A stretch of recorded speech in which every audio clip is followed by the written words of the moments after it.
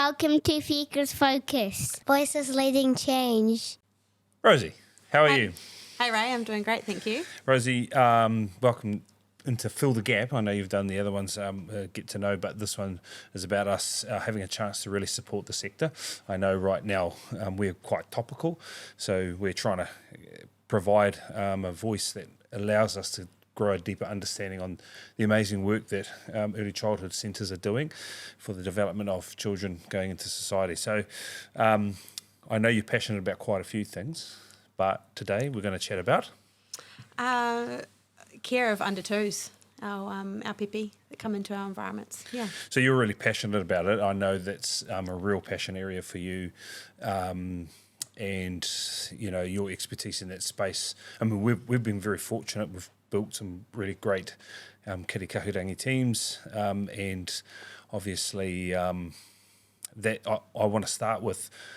Kiri kahurangi, the name, is actually built after my auntie Kiri, who was extremely caring.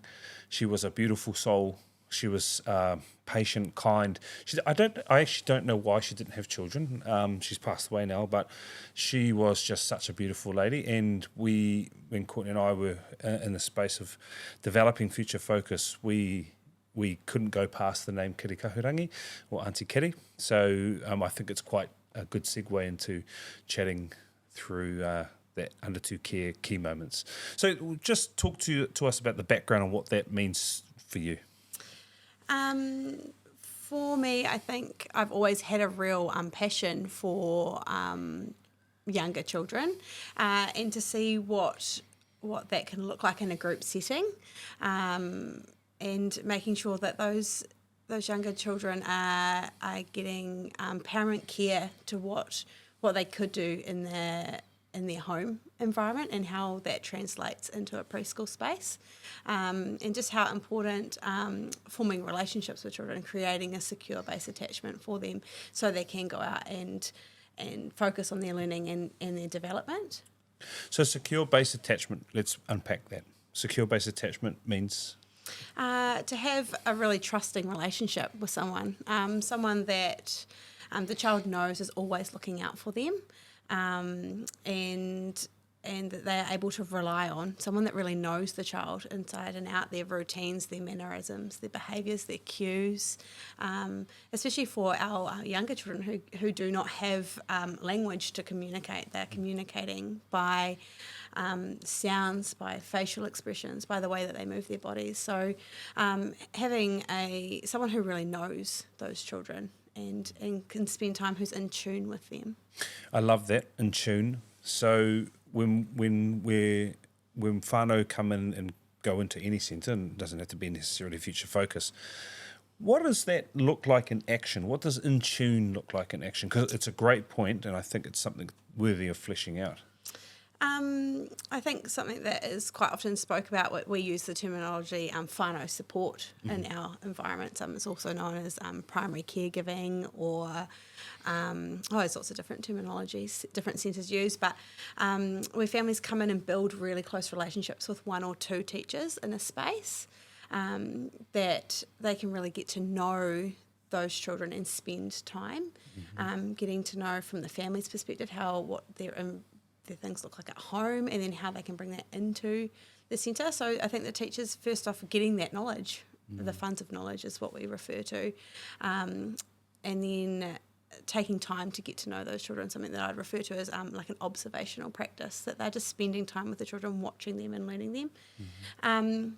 I think in a group setting, it's all about the teamwork and making sure that teachers are given time to build those relationships.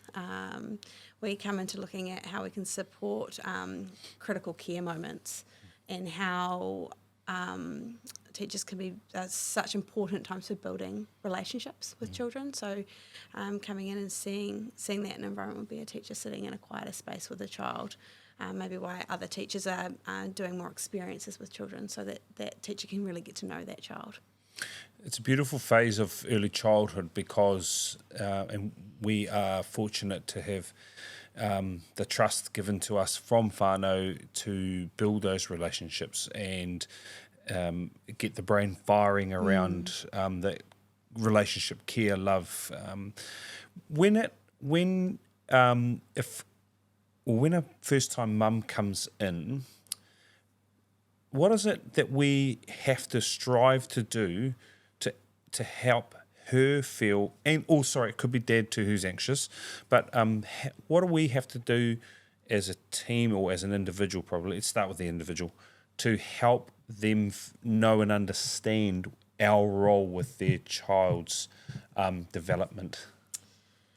I think it just starts off with an open relationship with those parents from the moment that they walk in. Especially for first-time parents who have never engaged in early childhood before, coming in and seeing that space and letting them know how that it is about building those relationships and what that looks like and what that entails, and then how that reflects into the learning and development side of things. I think giving time is so important to those families that come in. Those transition visits are really, really important.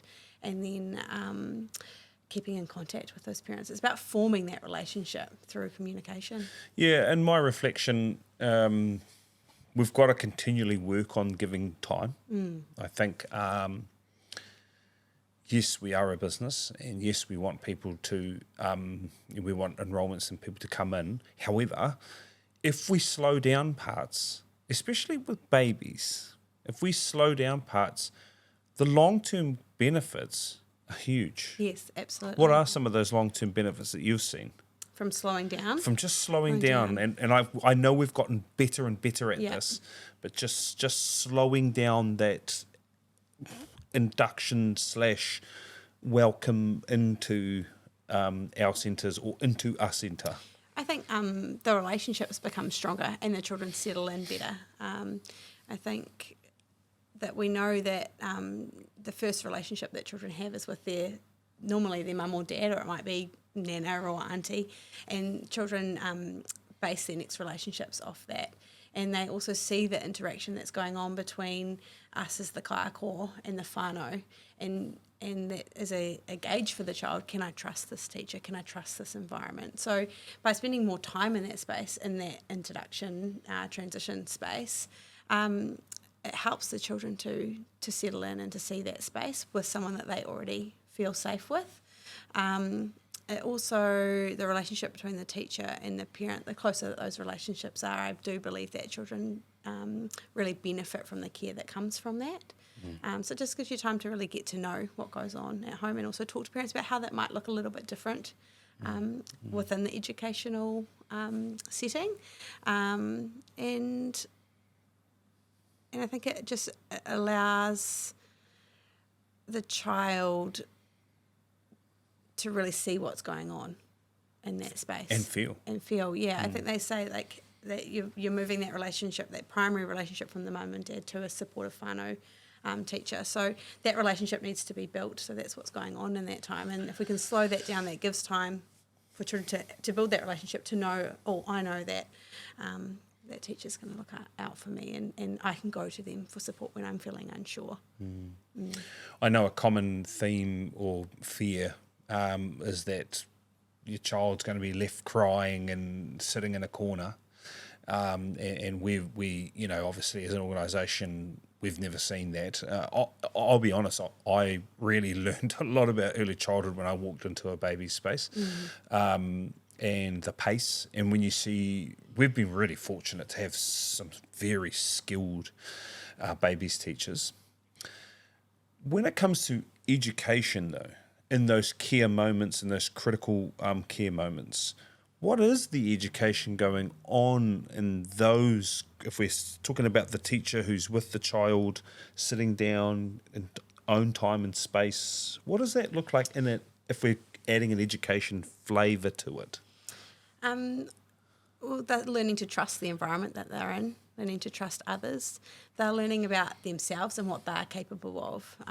Often when speaking about these I refer to like critical care moments as such learning moments for children, and I think that if a teacher can be really engaged in those moments, and the child is given time and autonomy to respond, they're learning that they are capable and competent beings within those moments. Time and I like autonomy. I think when we've seen I can think right now, I'm thinking about Boulevard. There's some very young babies, but just watching them explore TV, and they're so curious. They're Oh, so 100%. curious. Even when they're immobile, Yes. they are very curious. I think that's where being a real observational teacher is really important, that we just don't rush in to help children all the time. We're there for them, we can see, but what's that, especially talking about a mobile baby, what are they looking at? What are they? They're not just sitting there with they're not an empty vessel to be filled. They've already got so much going on. Are they watching where the light on the roof and where that's coming from?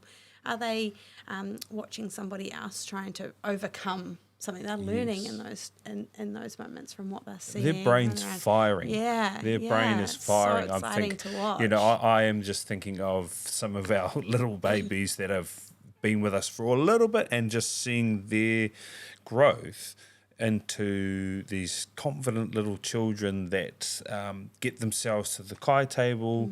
They've gone from being immobile to crawling. They know where food is. They know that that's the area where we eat. They know that this is where we get our nappy change and we get to do this. They know where toys are, and it's such a beautiful phase of our role with children. Yes, yeah, It's such lovely. I think one thing I want to highlight when talking about the room environment.